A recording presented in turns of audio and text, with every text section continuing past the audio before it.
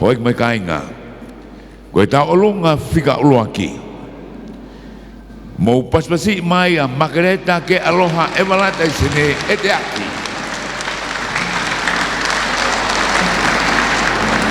Ta moho waiki o kumea kai atamu ake ulawlawe atu ke kake iyo ki i fine motu a koini. Ka ki fine motu atu ako makareta ke aloha e walata i sene e te aki. Koe kulere mai me mapa waya. Funga mohu e wha. Ko hoku kake i. Koe ngatu uri ne ko ka ia mehe api ko tala noa pe mo ea o e halatoa o umu kisia. O whakasani uri ke uha a sinisini ai i aho katoanga ni. Pe tonge lo se he kie o e api ko uta ki homa.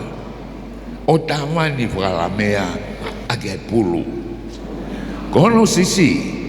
Koe pulu e matawhanga koe oiriku he taiala o e funga mohu e wha. O tui whakalouhi i mo fisipe ia ke unoloto. Whakalangai. Ko hoku kahoa koe alamea kawha. Me pito aki ai kie o e halaholo i pepe. Ko hoku tekteki koe mo fisipisi i tu aniwena i he niwakai o e api ko tariki hapai.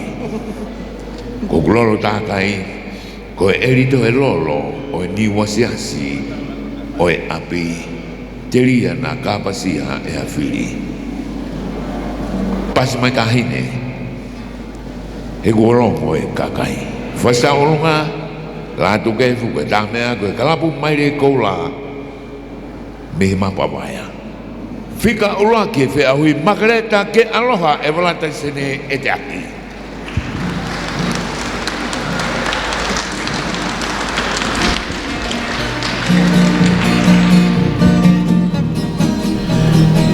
Hange goyat